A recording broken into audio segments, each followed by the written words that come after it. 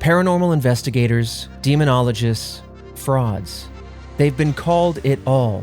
Their names became synonymous with the most haunting stories of the last century, stories that inspired a sprawling film franchise. But who were they really? How did they rise to fame? And why do so many still question their legacy? Today, we explore the lives and infamy of Ed and Lorraine Warren. This is Red Web.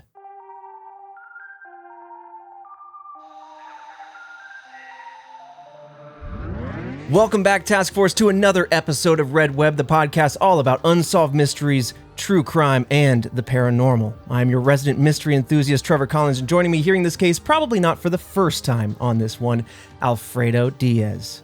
I was first introduced to them through the plethora of movies, really good movies, and some bad ones from The Conjuring. I was actually able to interview them. They were very pleasant people to interview.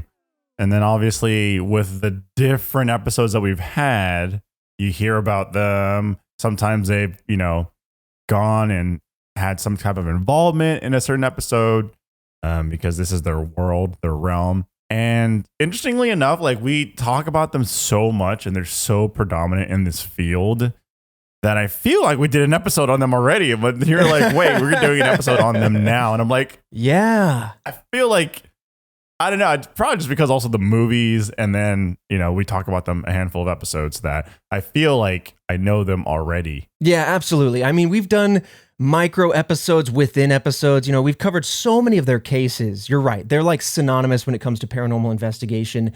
And within that, I give some caveats, some background, some of the claims as to why they might be frauds, some of the talks about their history. Right. And we figured behind the scenes, talking to Jillian, talking to Christian, it was time. The number one movie podcast about mysteries had to talk about the people that inspired the Conjuring universe, Ed and Lorraine Warren. And man, this one's going to be really interesting because we uncovered some stones we didn't expect to uncover. We're going to walk through their history, kind of how they got started, who they are, as much as we know, some of their occult items, some of their major cases. Of course, we've talked about several of those in their own episodes. But then as we wrap up, we're going to talk about the other sides of the Warrens. They do have an infamous reputation. They have helped some people. They have arguably hurt some cases. And we've talked about that very candidly in those episodes, but we're going to address the claims of fraud and some of the other more sinister claims about their lives.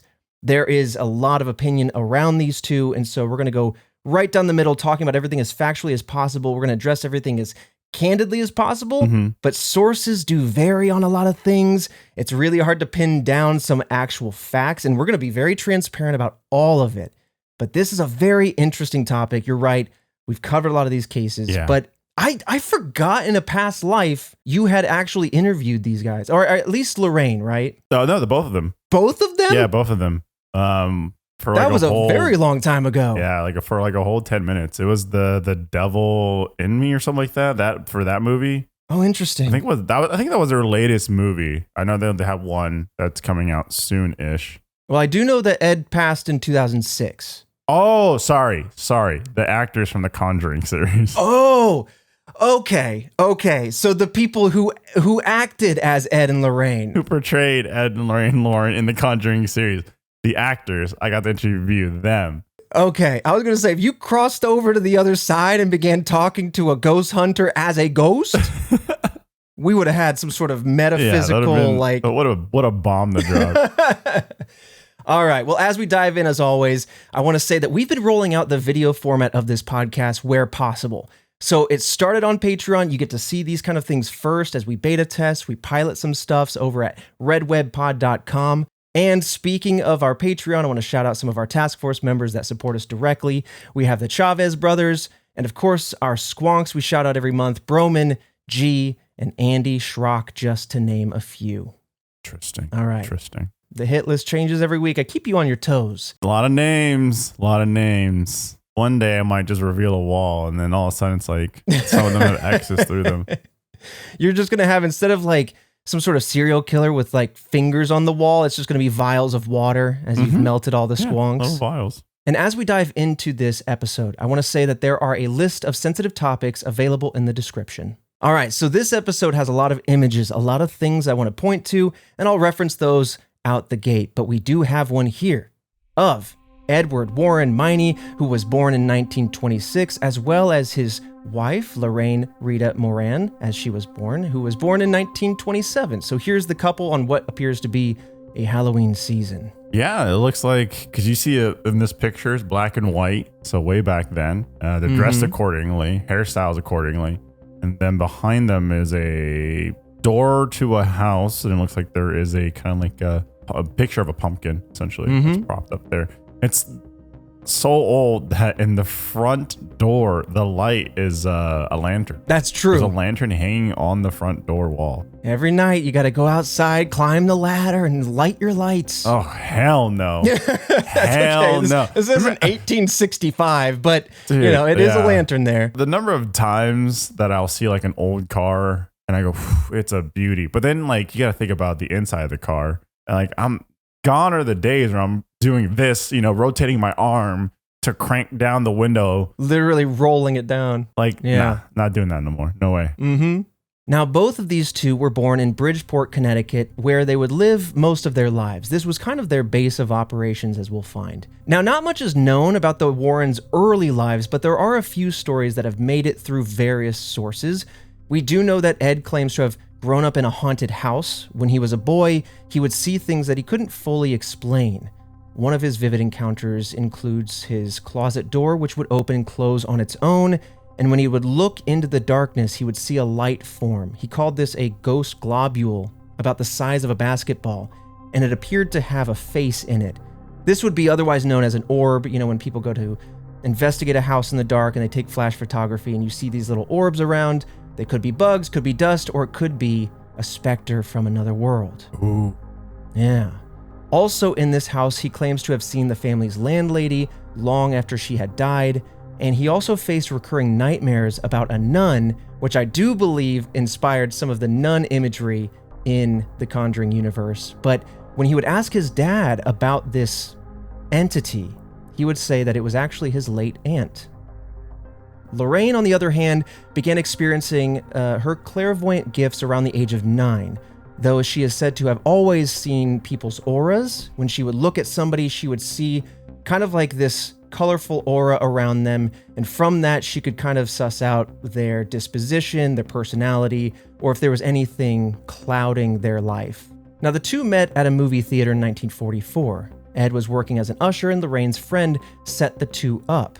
Now, according to the Warrens' New England Society of Paranormal Research, or NESPR, this is a society we'll talk a lot about and its founding in a few years from now, but according to NESPR, Lorraine could see what Ed looked like as a young adult.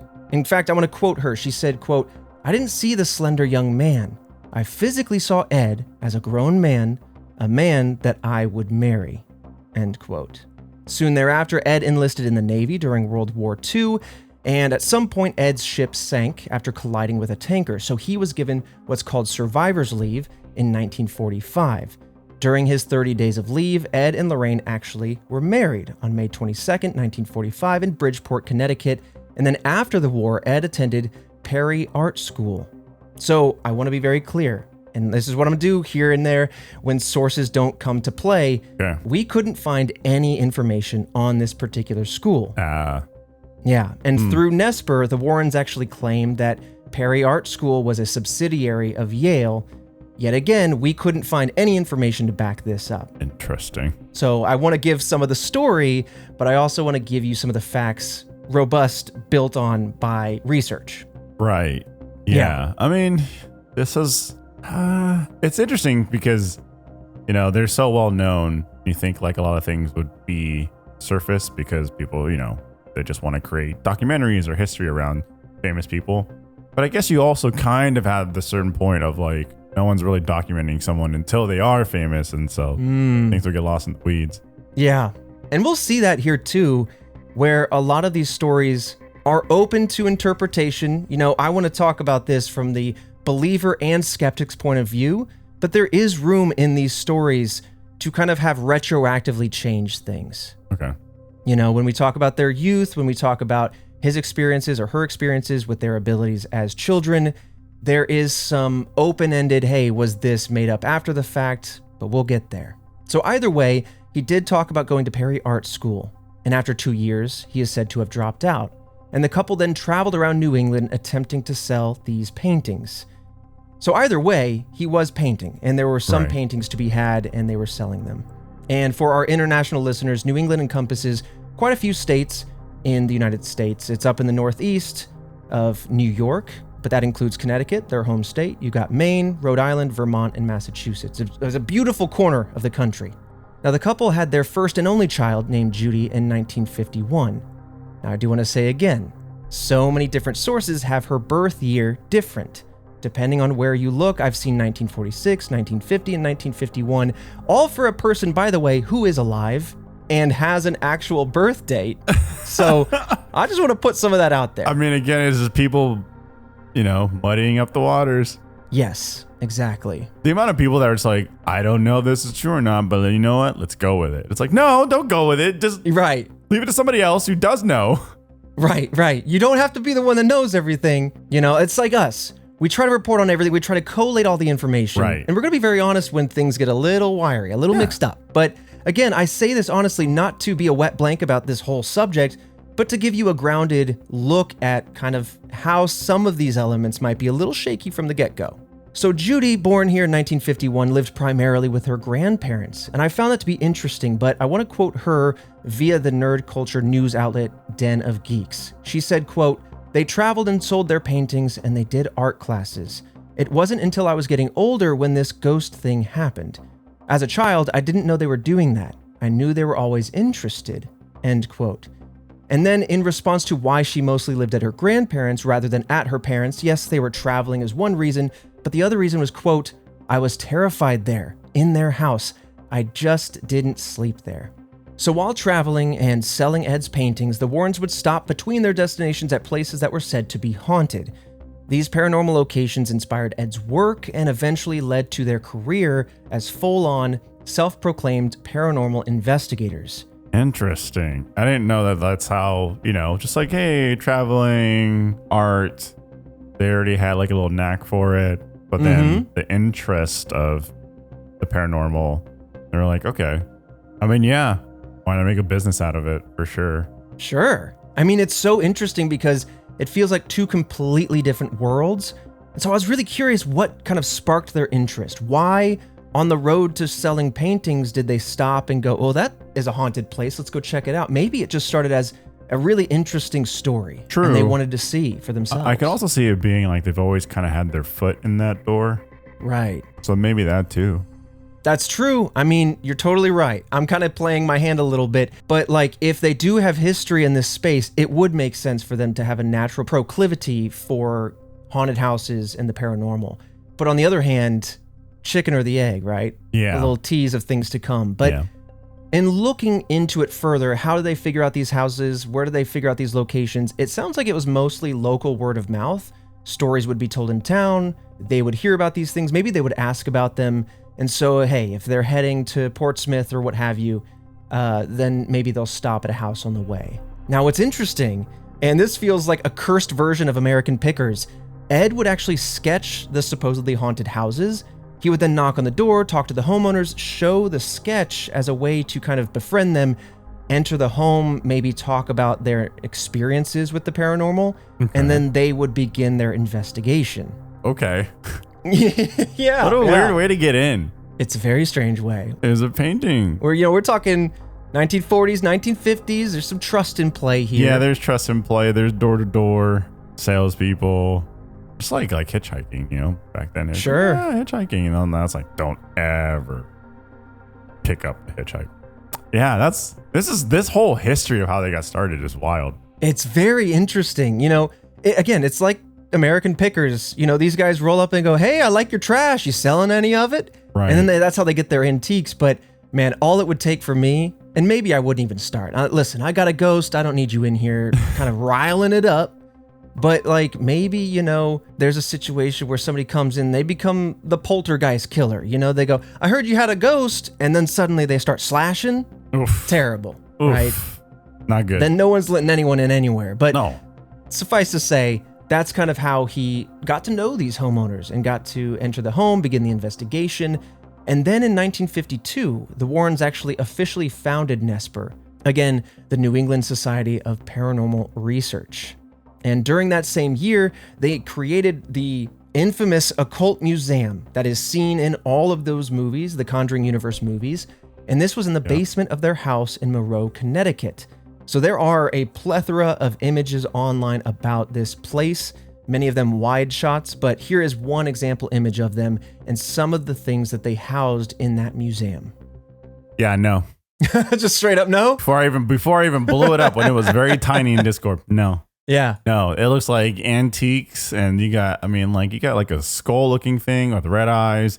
You got like a mask on the top right that looks like a bootleg jigsaw with the hair coming down. Yeah. You got a bunch of statues that are just way too old to be having in the house because something's attached to it. Bottom left, you got some drums. Like, you got various things from different cultures. Oh, come on. Bottom right's a Ouija board. That's a Ouija board. No, dude. You got a lamp that flickers. That's cool. I'm good. I don't need, no. You go over $1 million. You playing those bongos? Or those drums? For $1 million? Yeah, over. What are we thinking? I think I strike the bongo.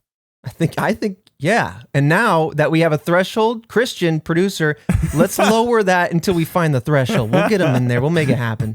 We'll get them doing something wild for $100. I imagine a museum of the future might have, the Donkey Kong, GameCube bongos, might have a DDR pad, might have some sort of like Xbox controller.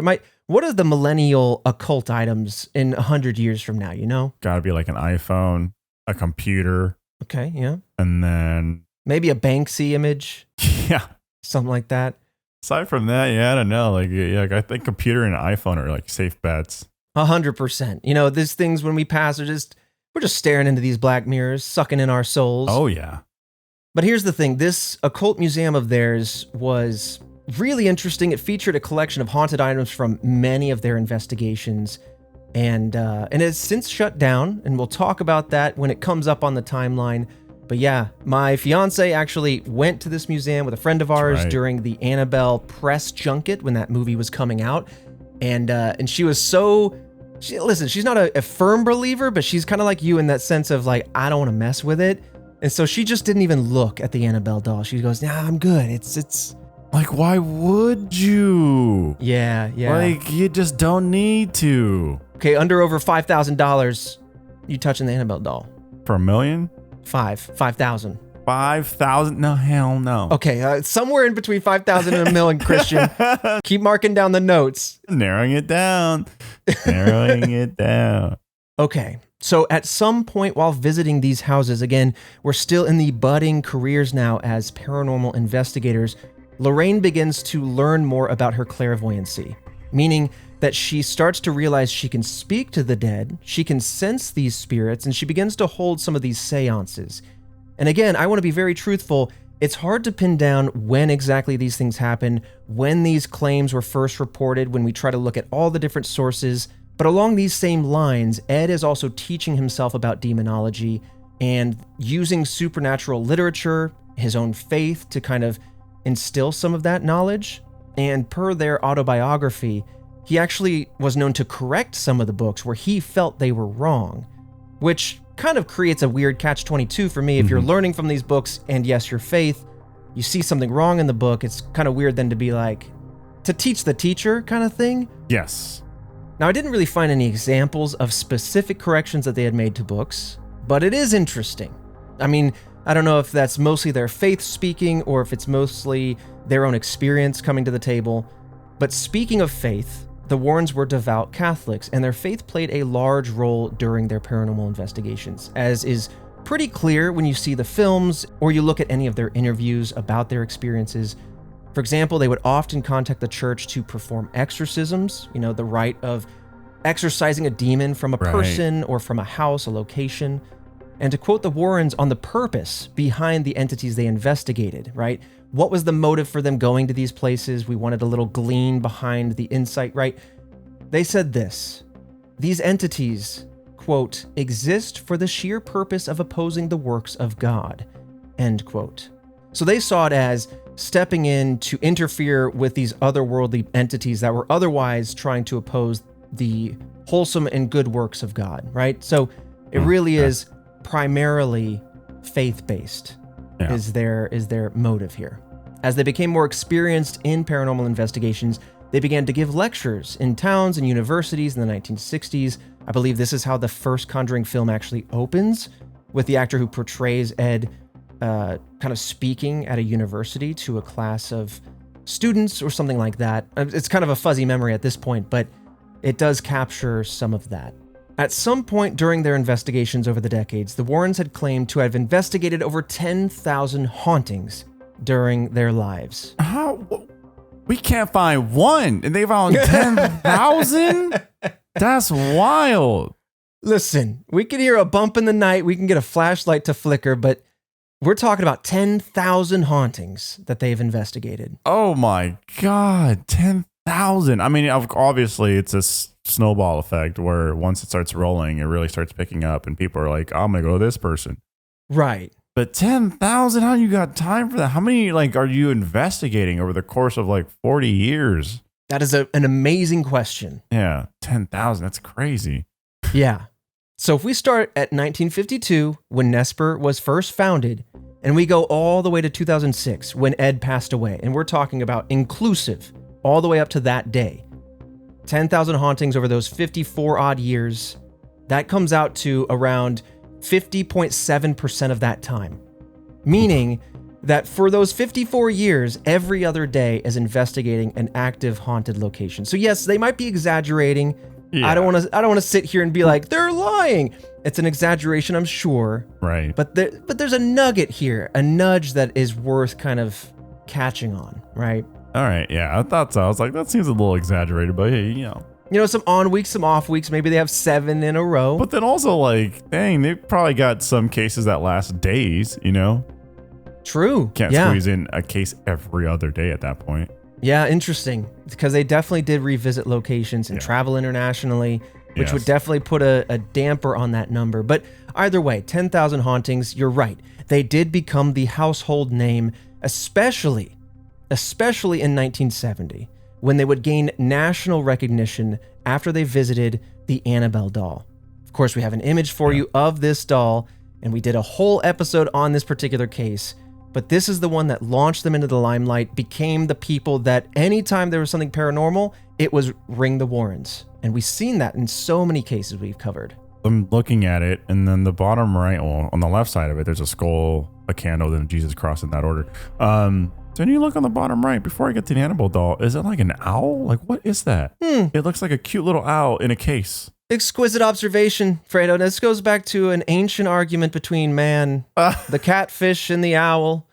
If you're an old fan of the Task Force, you'll know that owls are sinister entities, and I didn't notice that was there. And now that you've pointed it out, I feel vindicated a little bit. Yeah, for sure. There's an owl in this museum. I don't see a catfish over here, you know what I'm saying? Yeah, above that, there's a doll that's hanging. Yes, looks like it. Okay. It's like a hanging doll, but by its neck. And then in the middle, warning, positively do not, and then it gets cut off, but it's the Annabelle doll. Doesn't look, it looks like a Raggedy Ann doll. Because it is a Raggedy Ann doll. Yes. And then, of course, in the movies, they plus that doll up, dude. That thing is terrifying. Terrifying in the movies. Yeah. Rightfully so. It wouldn't have the same effect if it looked like this, but. Right.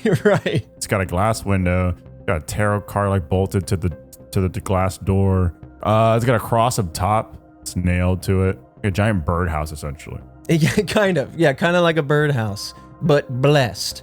I feel like, and this is kind of firing from the hip, I believe when Barbara came back from visiting this museum, she said that there would be a person or people that would come, I believe, every month that would re-bless this containment unit to prevent the entity that imbibed the doll from getting out. But we've covered this case in a previous episode. If you want all the gruesome details, okay, It's not gruesome, but all the spooky details about Annabelle, please check that out. But I'll give you a crash course here. In short, yes, it was a Raggedy Ann doll that was said to be haunted by the spirit of a young girl named Annabelle.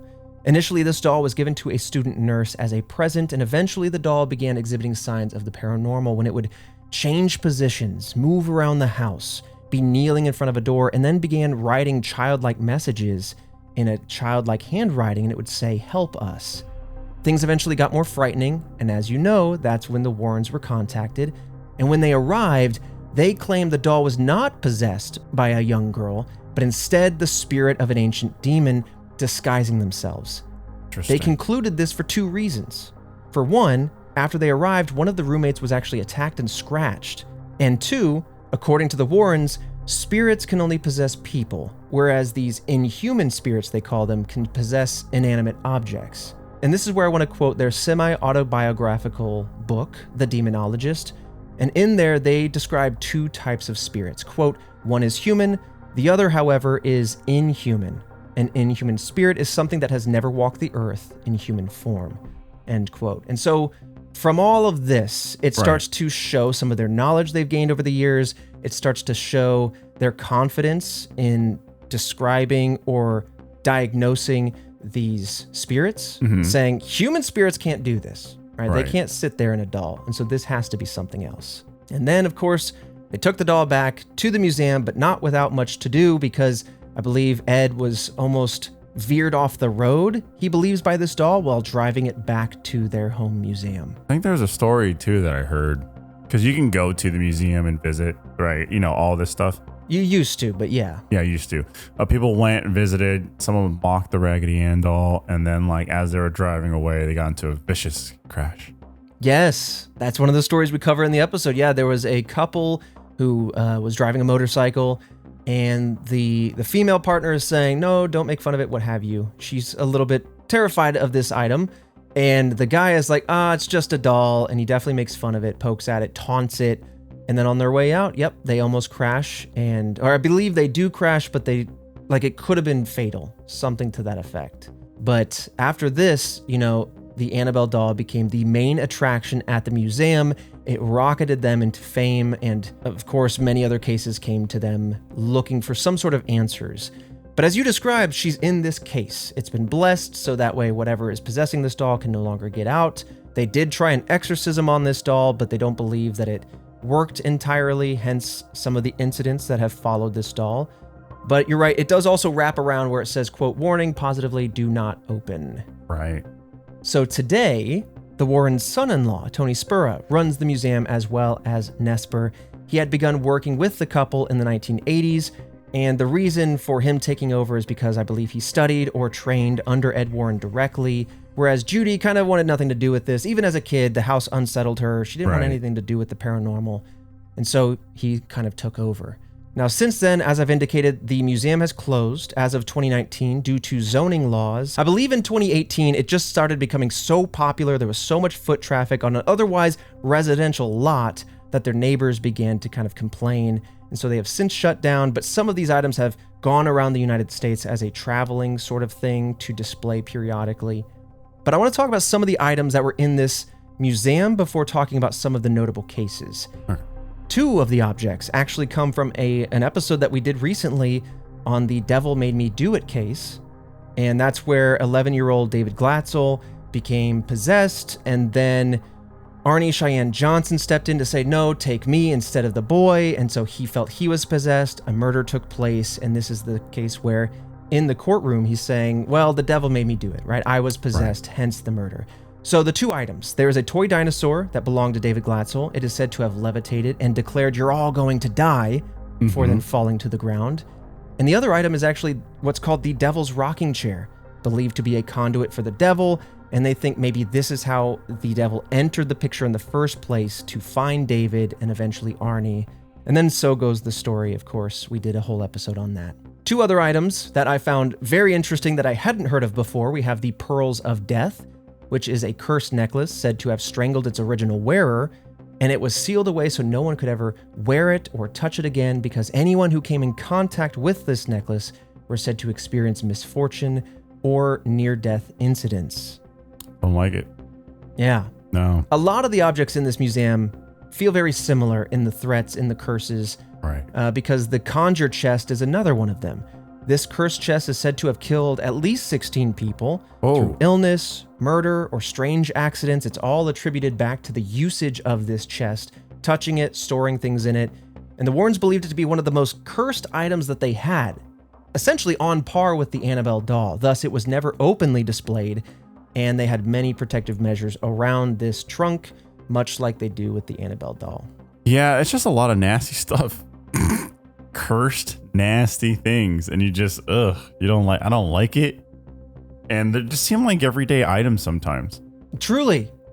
Like, what if you just got a nice pearl necklace and you're like, well, that's nice. Yeah, that's what I'm saying. And you think it's like great because of obviously, but then I don't know. That's why I don't know. Don't do garage sales. Hey, buy one, get one. You can get all my old stuff. Listen, I got this beautiful pearl necklace and a large trunk, all for $5. You want it? You in on this? Someone's gonna take it. Listen, someone's gonna be in on that, and you got yourself a movie and a sequel right there. Right, and you're just selling your curse to somebody else. Ugh. Which Yeah. I doubt's that easy.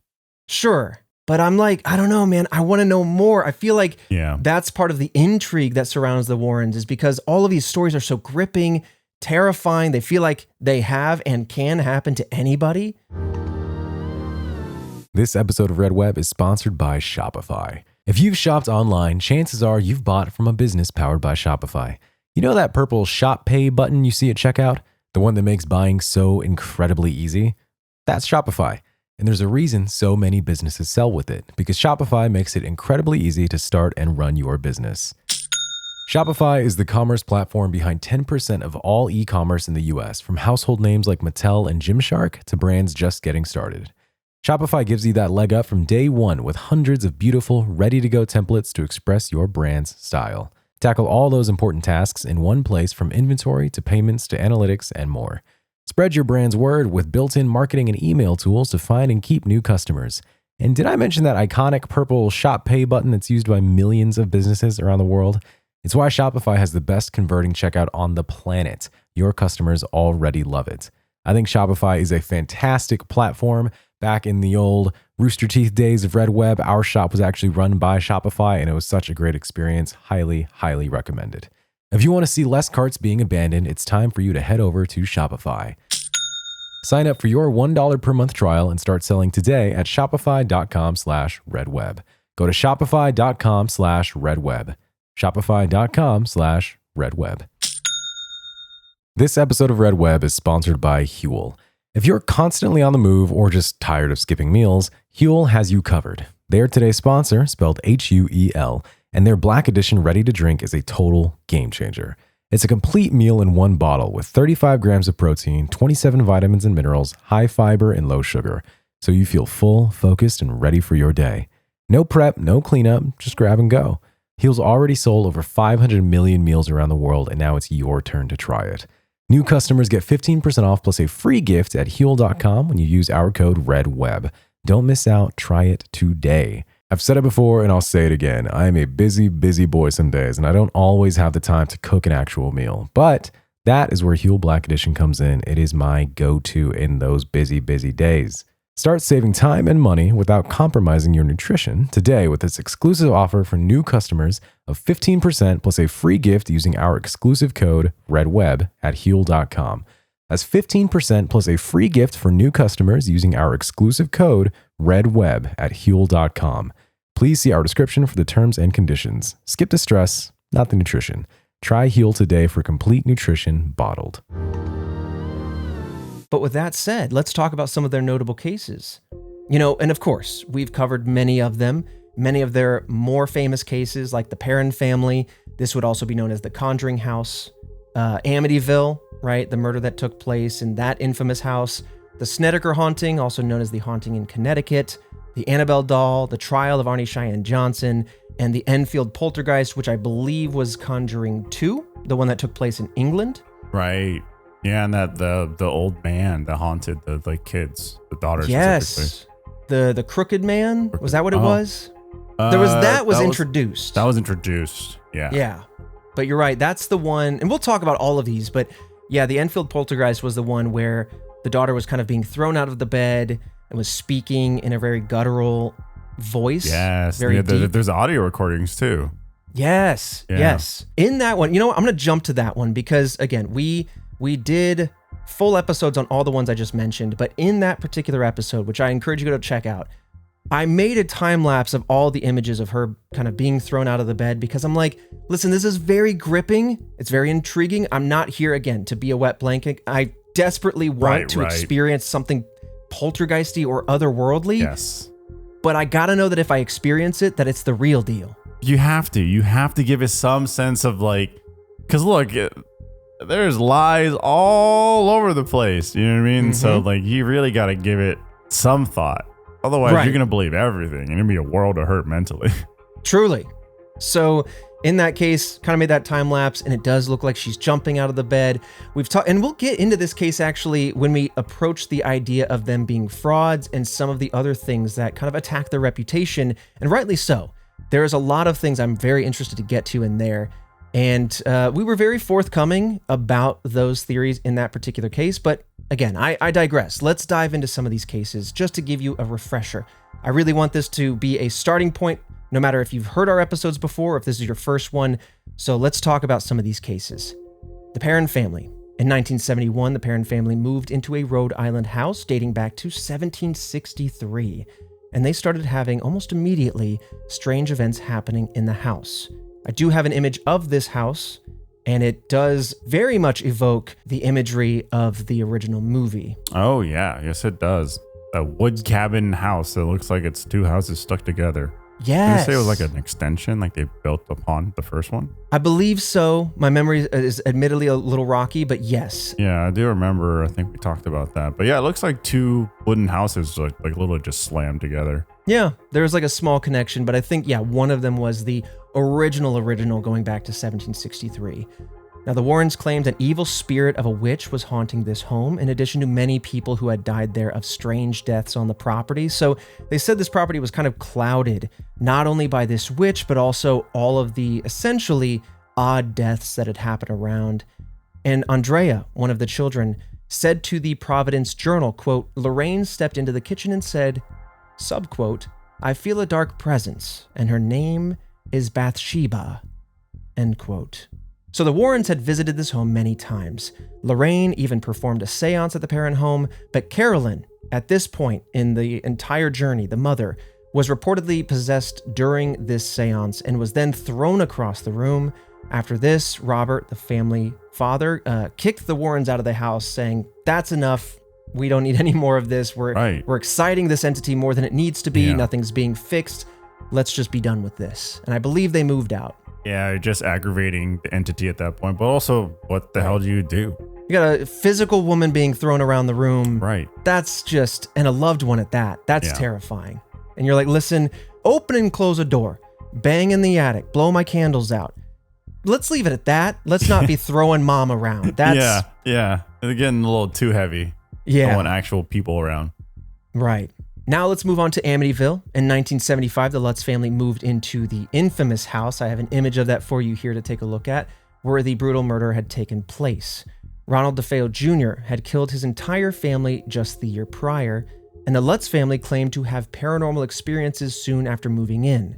The Warrens assisted other paranormal investigators in this particular case, so they had less direct involvement than usual, but their notoriety of the case, the notoriety of the Warrens, kind of built upon each other and just made this whole case more infamous, especially since we had almost like a repeat spree of murder. Yeah. And so it felt very much like a true possession where this old spirit from a previous year was reenacting this crime, morbidly enough.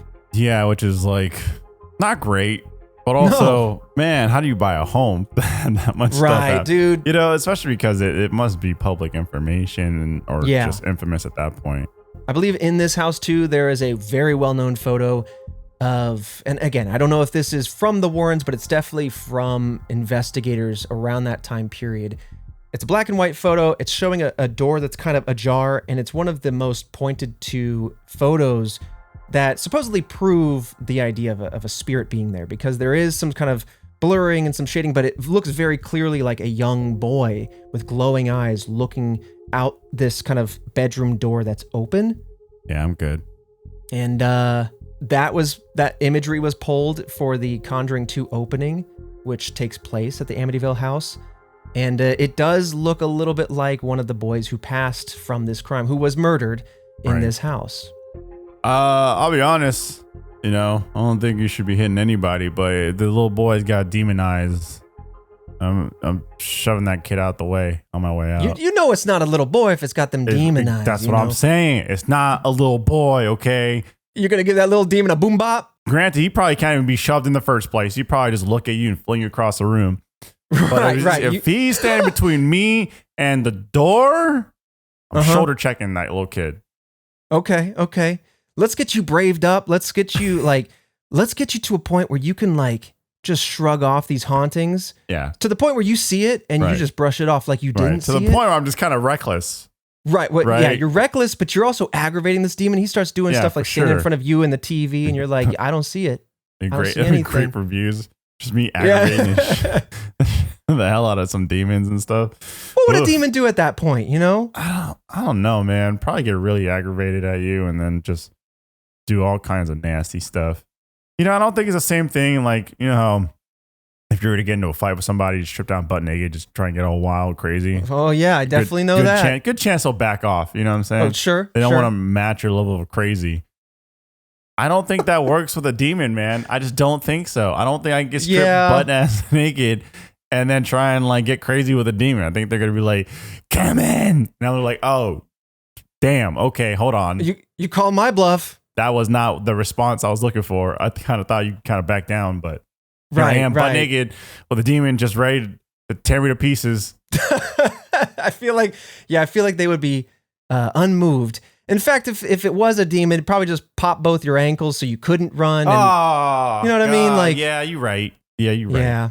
Okay. Well, moving on. Let's talk now about this Smurl haunting. Now, this was actually one of the investigations that the Warrens co-wrote a book on. Now, the Smurl haunting took place in West Pittston, Pennsylvania, and the family moved into this duplex in 1973. And at first, they noticed things going missing. Things maybe moving into a room that they didn't move themselves.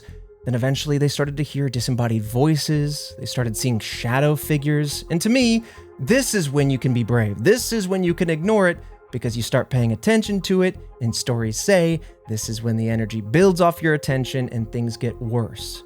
Well, things got a lot worse. Yeah, there it is. So I have an image for you here if you want to check it out while I describe this scene. But like I said, things got worse. The dog, some of the furniture, all thrown across the room, to the point where one of the lights fell out of the ceiling and actually injured one of the individuals in the house. And things got even more sinister because some of the family actually reported sexual assaults by the ghosts. So, of course, they contacted the Warrens in 1986, and Ed claimed a very powerful demon haunted the house. It used 3 other spirits to torment the Smurl family. And after multiple seances and exorcisms, the Smurls gave up on the house and they left in 1987. So it was so bad that nothing they could do could fix it. And as you're seeing in this image, we have chairs stacked up on high that had once been thrown across the room. And much like many poltergeists, it is said that drawers will open and suddenly spoons and utensils and dishes will be hanging from the ceiling. I believe that's part of what is happening in this image. Yeah, it looks like everyone's at a table. They're protecting themselves because the chairs are hovering above them or being flung above their heads. Yeah. Oof. Moving on now to the haunting in Connecticut. After the Snedeker family moved into the house in Connecticut, they reported paranormal activity as well. There's an image for you here of the house, and as you take a look at that, here's how the brief version of the story went. Activity in this house included apparitions, unexplained voices, and alleged physical attacks, especially targeting the family's eldest son, who was at the time undergoing cancer treatment. They soon discovered that the home was once a funeral home, which the Warrens claimed practiced necromancy. Okay, well, damn, first and foremost, because I was looking at this going, this is a beautiful home, large home. Beautiful home. Seems like they maybe might not have known that it was a funeral home, which would definitely change my perspective on the place. I wouldn't buy it. Yeah. And then they were trying necromancy stuff. Well, that's what we're told. Yeah, that's what we're told. There's some kind of necromancies. I end up, no. And I'm going to take the feedback from the realtor. Let's put that in the Zillow review. Come on. No way in hell. And you got your family in there. I'd get out right away. easier said than Yeah. done. Changing houses, selling a house and home is not easy at all. But like, oh man, that would be so upsetting to have a home and be like, oh yeah, all this nasty stuff was going down anyways. Absolutely. I believe in the basement, the children found chains that were related to that initial funeral home business. And the kids started to feel odd about the basement, not really, kind of being scared of it, essentially. And so I almost feel like you just have to have a trusted child with you when you go house hunting so they can really feel out the aura of a place. There's something about the pure mind of a child that hasn't been tampered with by society that they can feel out these sinister entities if they're there. They can just sense when something's off. Yeah, I don't know if they'd actually say anything that you can catch. So they would just feel it and then they go, yeah, you can buy that house. And then they tell you after. Yeah. These kids. So a lesser known case that the Warrens wrote about was the Southoun Werewolf. There is an image for this one as well. This is an image of Bill Ramsey of Essex, England, who had episodes of animal-like behavior, growling, biting, and aggression. He had dreams of wolves and saw a wolf in the mirror when he was looking at it during these episodes that he was experiencing. So even in the mirror, while he's having these episodes, he doesn't see himself. He sees instead a wolf. Okay. All right. So, this looks like a dude sitting in the chair, got a white shirt. Maybe he's got a little bit of hairy arms. He's balding. Mm-hmm. So if he was a werewolf, maybe he has mange. It could be alpha wolf syndrome. The dude just looking in the mirror, he sees an alpha wolf, thinks he's big old alpha. Dang, that's possible. A stud, but like, it's just a regular dude just going, ah. And I'm like, all right, man. Something's obviously going on in your head and your mind. Yeah. You really thinking you're a wolf right now. I don't think you're going to transform under the moonlight or anything like that. Sure. But have you ever seen the movie Split? Yes. Yeah. Maybe the beast is real. If this man can climb a vertical wall, maybe rip some iron bars apart. That's true. That is true. Doesn't necessarily have to be in a traditional sense a wolf. It is interesting. I hadn't heard of this case before, but this was something that the Warrens kind of stumbled into when they were visiting London. They heard about Ramsey's situation. They believed he was possessed, that it was actually, again, more of a demon, less of this werewolf situation. They brought him back to Connecticut. They performed multiple exorcisms on Ramsey, where he reportedly turned into an actual werewolf. Again, jury's still out. I want that evidence. Right. Why were they filming in high quality Super 8? Hello? Yeah. Where's the footage? The photos? Or even just like a recording. Just, I want to get ears on the ground. But during his last public appearance in 1992, he was symptom-free. So it could have been psychosomatic. We're not here to assess each of these cases. Right. We do that in each of their own episodes. But could have been something that he truly believed. And it could have been trauma response. It could have just been any sort of thing, right? Psychology is a vast and interesting subject. But yeah. And so whatever happened here might have helped him out. This episode of Red Web is sponsored by Select Quote. There are so many things in life we just never get around to. Taking up that hobby, cleaning out the garage, little things that don't really make huge differences in our lives. Yet there's one thing that most of us have probably been neglecting that can have a huge impact on our family's future. It's life insurance. And with Select Quote, getting covered with the right policy for you is easier and more affordable than you may think. Select Quote is one of America's leading insurance brokers with nearly 40 years of experience, helping over 2 million customers find over $700 billion in coverage since 1985. Other life insurance brokers offer impersonal, one-size-fits-all policies that may cost you more and cover you less, while Select Quote's licensed insurance agents work for you to tailor a life insurance policy for your individual needs in as little as 15 minutes. And if you've ever worried about getting coverage with a pre-existing health condition, Select Quote partners with carriers that provide policies for a variety of health conditions. Head to selectquote.com and a licensed insurance agent will call you right away with the right policy for your life and your budget. Select Quote. They shop, you save. Get the right insurance for you for less at selectquote.com/redweb. Go to selectquote.com/redweb today to get started. That's selectquote.com/redweb. This episode of Red Web is sponsored by BetterHelp.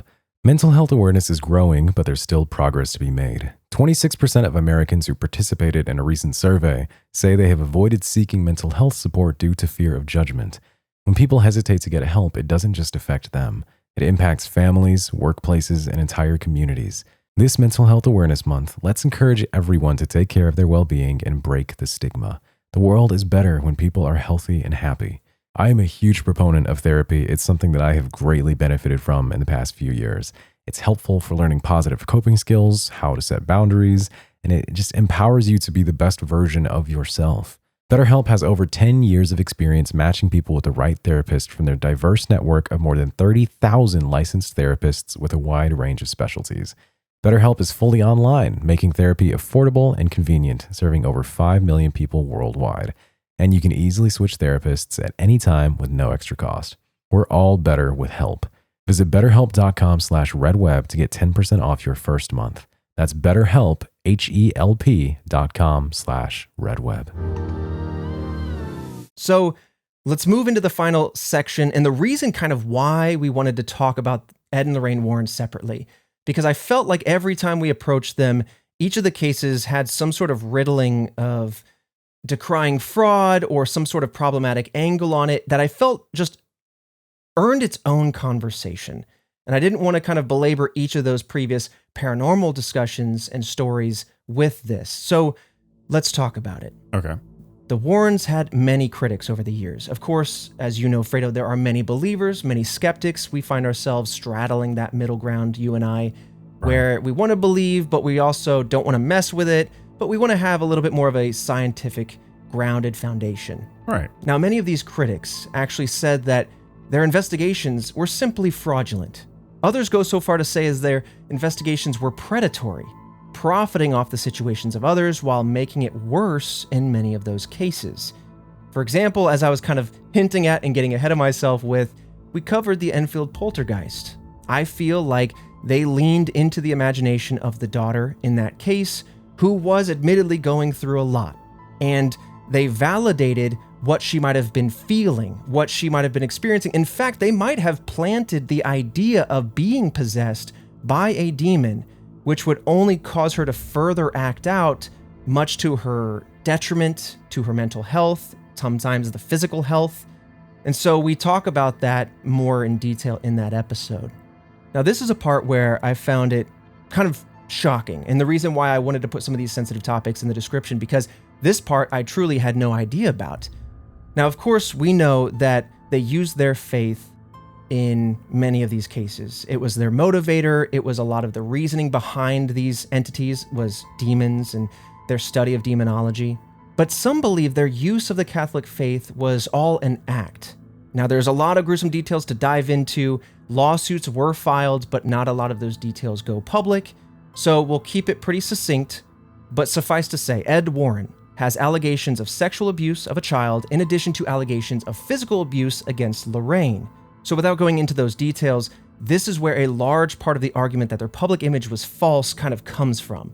They're saying if you can hide something this heinous or try to move past it or what have you, if you can have these allegations out there, does that disarm your Catholic faith element? And if that's disarmed, does that kind of dismantle this entire facade? Yeah.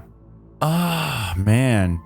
I mean, you could be a shitty person that still has this ability to peek into an afterlife, It's possible. You don't have to be this genuine good person to have that ability. I feel like you can still be a terrible person and have access to things. Unfortunately, that's just kind of the way that life works.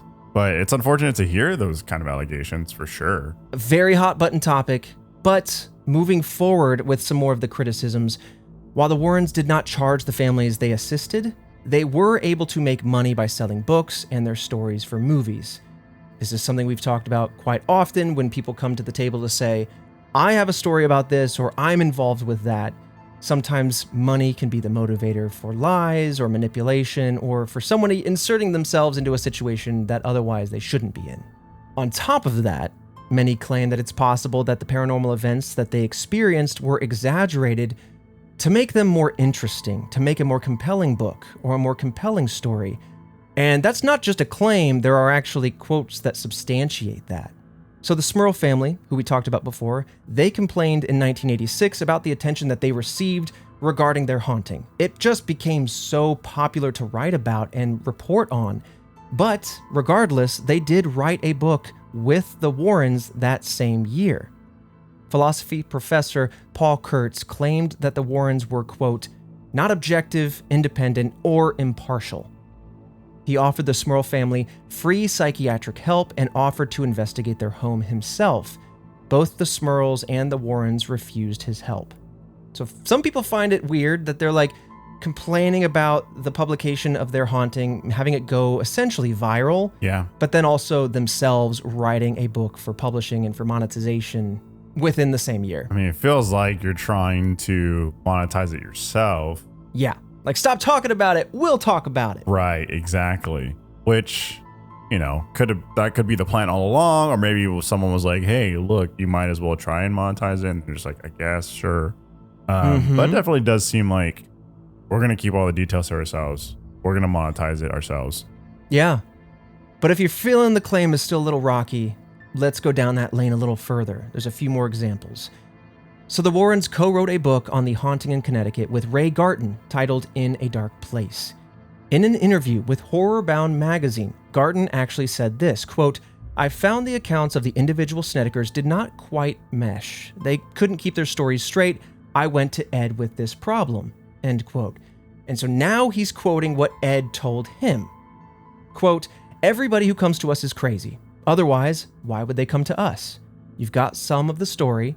Just use what works and make up the rest. And make it scary. You write books, right?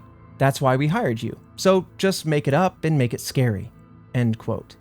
So then, in response to that, Garton then said, quote, I used what I could, made up the rest, and tried to make it as scary as I could. End quote. So in essence, however you want to feel about this, they might have taken a few granules of truth from these encounters, from these stories. Right. But the rest seems to be made up. Yeah, I mean, these stories are pretty grand to begin with. And then there's a plethora of them, too.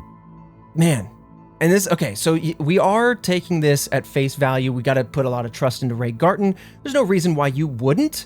But at the same time, just to play devil's advocate, maybe this wasn't a direct quote. Maybe it was, right? Does this completely kill everything? Is it all made up? Or does Garton have something to say about this? I don't know.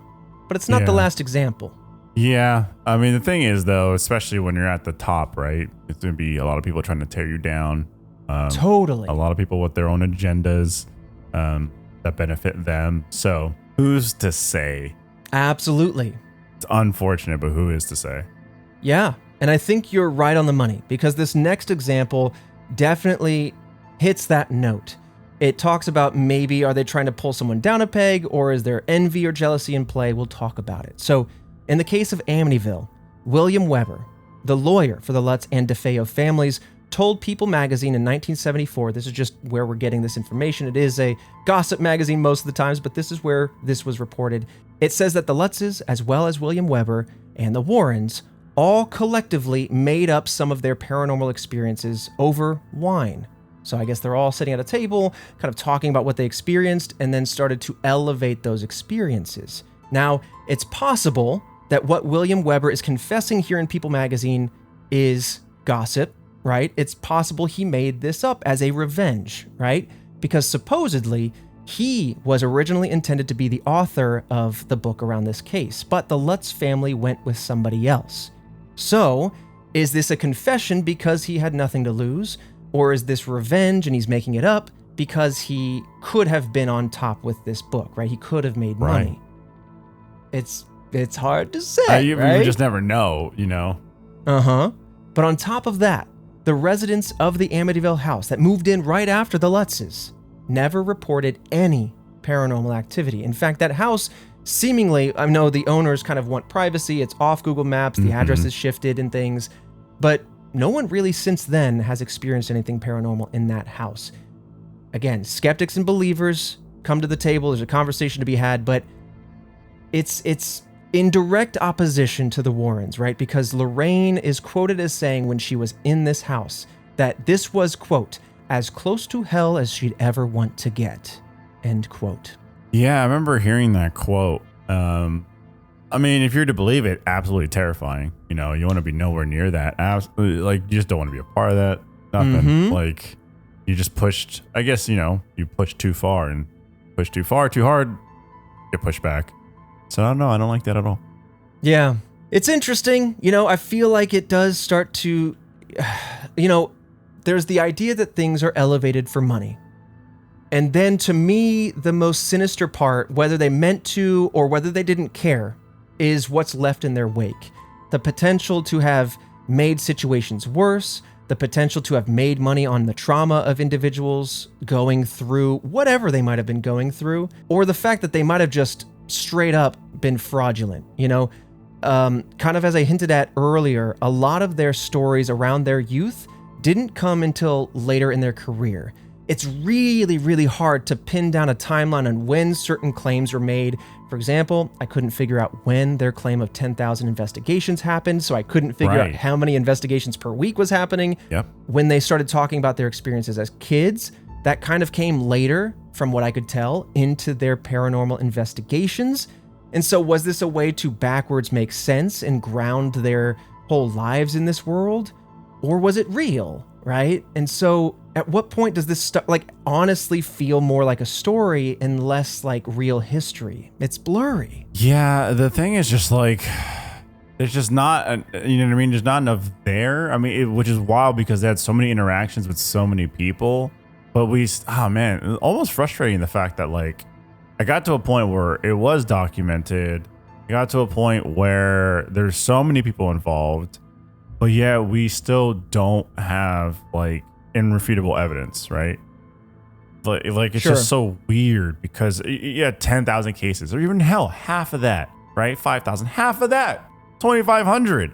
Right. You feel like you'd have something that makes you just go, there it is, boom. Yeah. This is a possession of like a photo of a possession, a recording of a possession. Like, I mean, we got the audio from the house. Yeah, I just don't know. I don't know. Yeah. Sucks. There is some evidence, and when you look at it, some of it crumbles, some of it falls apart, some of it is interesting, but takes on a level of faith to believe it because things can be manipulated.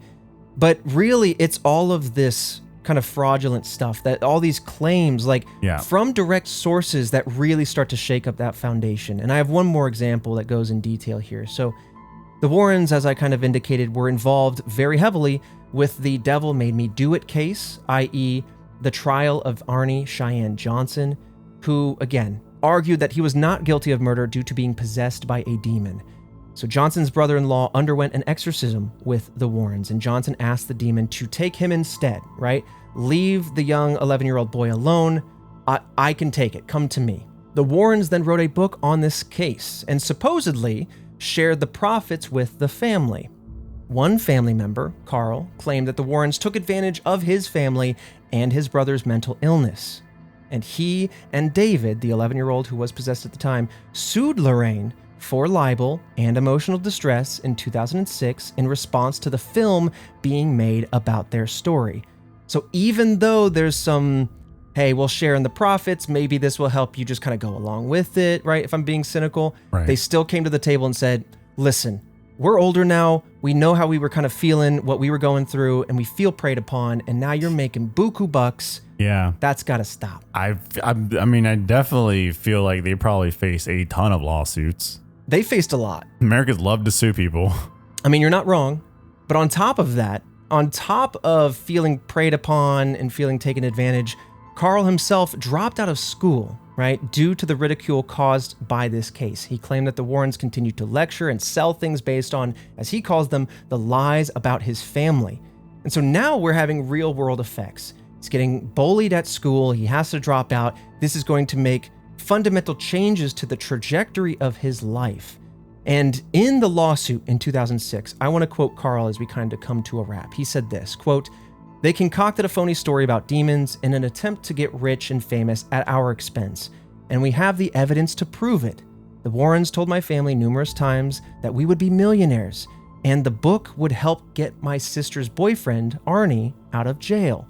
I knew from day one it was a lie, but as a child, there was nothing I could really do about it." End quote. Oh, yeah. I mean, who's to say, you know? And then other people were just like, yeah, sure, I'll take that, you know? Oh. Listen, I don't want to dance around the fact that you can make money off lawsuits, right? I don't want to dance around the fact that Carl himself has his own disposition and opinions, and he was also there, boots on the ground, directly involved with this situation. So I'm not trying to dismantle anyone here, but it's he said, she said. It's hearsay until it's like fact of the matter. But regardless, this is a lot of damning evidence that flies in the face of the legacy of the Warrens. There has been a lot of complaints in their wake, a lot of pointing to fraud, a lot of manipulation, a lot of doing this for money. And that's why I really wanted to have this episode, because we've dabbled with it every time they come up. Yep. Now I want to have a place where we point to the story, who they are, how they came to be, why are they so prevalent? Because it is interesting. A lot of their stories truly are interesting, even if made up. But also, I wanted a place where we could have a nuanced conversation about all the things that have been levied at them, pointed to the quotes from the families who have experienced them, and all of that. It's just unfortunate because a lot of it's, I guess, like hearsay, or even if it's not hearsay, it's direct from the families or the children. There's always like motives. Not to say that people aren't victims, but like people also try to take advantage of people. So it's all lost in the weeds, man. You can't really get in there and untangle that, to be honest. Yeah. I mean, if you really want the answer, you're right. It's going to be very hard to fully untangle the mess, especially since they have both since passed. But it leaves them with a very complex legacy. Opinions this way and that, believers, skeptics, cynics, optimists, all things said. So anyway, it's all out on the table. And in conclusion, we know the Warrens now mostly for their well-known Conjuring franchise that they have helped inspire, at least through their many investigations, right? Countless. Yeah. Lorraine served as an executive producer for the films before her death in 2019, and Ed passed away in 2006 after years of declining health. Though controversial, the legacy of the Warrens endure as a major influence on modern paranormal pop culture. And now you know a little bit more about these very interesting two individuals, these self-proclaimed paranormal investigators and demonologists and psychics and clairvoyants. But yeah, a lot of history. How did you feel about this, Fredo, having known about them for quite some time? I feel like it paints a more vivid picture of them, right? Because I just know them from the movies, and that's all just fantasized.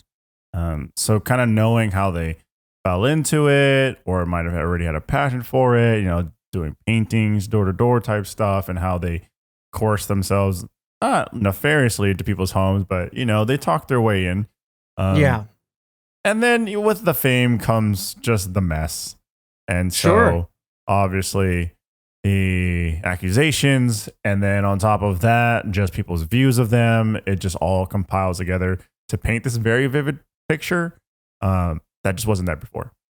Yeah, absolutely. I mean, removing myself entirely from the situation, anyone who is of sufficient fame or richness is going to take on some criticisms. Yeah. And some of that is going to feel accurate or right. But my personal opinion on the matter, just having looked at all of this and having talked about many of these cases in depth, is that they might have been interested in the occult. They might have been interested in these haunted houses. You and I have done this where we dabble. We'll debunk everything we can, and everything we can't, we're very honest about. We talked to the task force about. We said, give us your comments. What'd you see?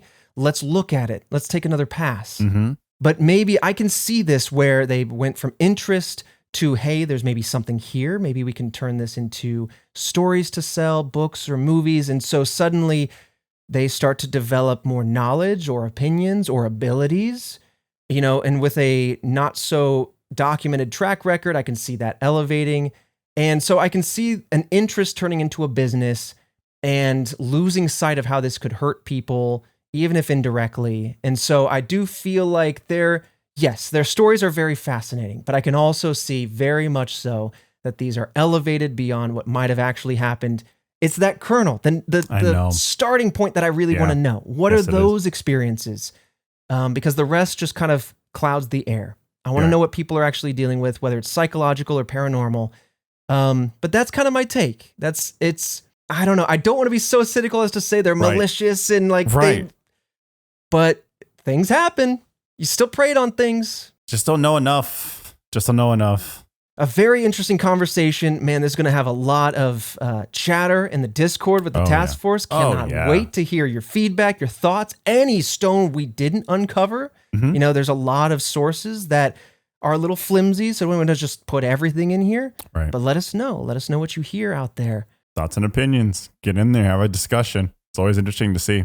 Absolutely. And if you want to know how to sign up, head to redwebpod.com. Lots of ways to support us directly over there. Lots of benefits that you'll get by signing up with that. And if you want to support us other ways, there's store.redwebpod.com. You can get this hat I'm wearing right now, as well as shirts and hoodies. And we got a sippy mug of knowledge.